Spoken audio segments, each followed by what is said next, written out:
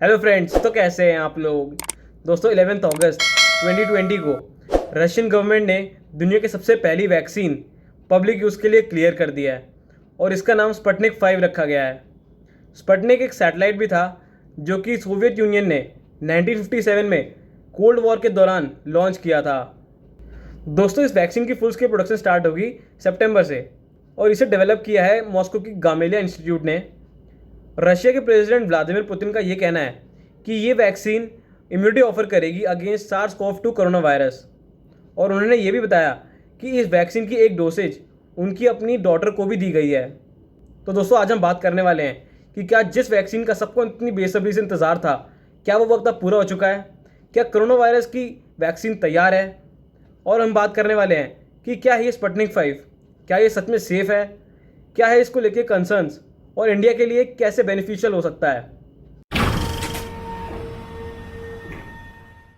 दोस्तों सबसे पहले मैं आपको बताना चाहूँगा कि कोई भी वैक्सीन एक वायरस से इम्यूनिटी प्रोवाइड कुछ इस तरह करती है कि वो वैक्सीन वायरस का एक सैंपल या उसका कुछ पार्ट बॉडी में इंजेक्ट करती है, जिससे बॉडी उससे लड़ने के लिए एंटीबॉडीज़ बनाती है। अब क्योंकि ये एक सैंपल है इसलिए बॉडी पे इसका कोई इफेक्ट नहीं होता, बट इससे जो एंटीबॉडीज़ बनती हैं उससे बॉडी को पता लगेगा कि अगर ऐसा फ्यूचर में दोबारा वायरस आता है तो उससे कैसे डील करना है। मतलब ये बॉडी को पहले तैयार कर देता है ताकि फ्यूचर में जो वायरस अटैक करेगा उससे बॉडी को पता लग जाए कि उससे कैसे डील करना है। और अगर ये कोविड वैक्सीन किसी पहले से ही कोविड पॉजिटिव ह्यूमन को दी जाए तो उस पर इस वैक्सीन का कोई इफेक्ट नहीं पड़ेगा। दोस्तों Sputnik 5 non replicating viral vectors की कैटेगरी में आता है। यहाँ पे वायरल वेक्टर का मतलब ये है कि ये एक वीकेंड वायरस है जो कि डिजीज़ कॉजिंग पैथोजेंस के पीसेस को ट्रांसपोर्ट करके इम्यूनिटी प्रोवाइड करता है। यहाँ पे ध्यान देने वाली बात यह है कि अब तक कोई भी वैक्सीन इसको मिला के कमर्शियल यूज़ के लिए अप्रूव नहीं की गई है। इसके अलावा और भी वैक्सीन्स हैं जो कि इस रेस में एक लीड पे हैं, जैसे कि ऑक्सफोर्ड यूनिवर्सिटी की एस्ट्राजेनेका, चाइना की कैंसिनो बायोलॉजिक्स और जॉनसन एंड जॉनसन। WHO के अकॉर्डिंग स्पुतनिक 5 वैक्सीन अभी भी फेज़ 1 क्लिनिकल ट्रायल्स पे है, जिसको लगभग 80 लोगों पे टेस्ट किया गया है। दोस्तों मैं आपको बताना चाहूँगा कि किसी भी वैक्सीन को अप्रूव होने के लिए 3 फेजेस से गुजरना पड़ता है। फेज़ 1 जिसको एक स्मॉल ग्रुप ऑफ पेशेंट्स मतलब 15 to 30 पेशेंट्स पे टेस्ट किया जाता है। फेज़ 2 जिसमें थोड़े लार्जर ग्रुप पे टेस्ट किया जाता है इन कंपैरिजन टू फेज़ 1, और फेज़ 3 जिसमें थाउजेंड्स ऑफ पेशेंट्स पे टेस्ट किया जाता है। इन तीनों फेजेस को पार करने के बाद ही कोई भी वैक्सीन अप्रूव की जाती है।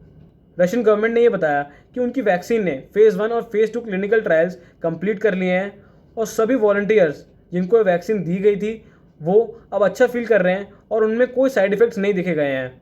और रशियन ऑफिशियल सोर्सेज ने यह बताया कि फेज़ 3 क्लिनिकल ट्रायल्स अब स्टार्ट होंगे, जिसमें लगभग 2000 लोगों को इन्वॉल्व किया जाएगा अलग अलग कंट्रीज से, जैसे Russia, UAE, Saudi Arabia, Brazil और मेक्सिको। और उन्होंने ये भी बताया कि इंडिया ने इन फेज़ 3 क्लिनिकल ट्रायल्स का पार्ट बनने के लिए अपना इंटरेस्ट दिखाया है। दोस्तों रशिया ने एक बहुत बड़ा रिस्क उठाया है इस वैक्सीन को एक लार्ज स्केल पर टेस्ट ना करके, क्योंकि इससे इसकी सेफ्टी और एफिकेसी पे सवाल उठता है। एक्सपर्ट्स का मानना यह है कि फेज़ 1 और फेज़ 2 ट्रायल्स बहुत छोटे हैं इसकी सेफ्टी और एफिकेसी को इस्टेब्लिश करने के लिए, और रेगुलेटर्स ने यह भी कहा है कि वो फेज़ 3 ट्रायल्स के बाद ही किसी भी वैक्सीन को अप्रूव करेंगे। टिपिकली फेज़ 3 ट्रायल्स 20,000 से 40,000 लोगों पे किए जाते हैं, जिससे पता लगे कि क्या ये वैक्सीन कोविड-19 के अगेंस्ट प्रोटेक्शन प्रोवाइड करता है या नहीं, और अगर करता है तो कब तक। वैसे तो इन ट्रायल्स में सालों लग जाते हैं, बट इसे स्पीड अप किया जा सकता है, जिसमें एक ऑलरेडी वैक्सीनेटेड पर्सन को वायरस से एक्सपोज किया जाता है, बट इसमें एथिकल इश्यूज आ जाते हैं। इसलिए फेज़ 3 सभी लोगों को एनरोल करता है जो कि अलग अलग एज ग्रुप्स, रेसेस और सोशल बैकग्राउंड से आते हैं।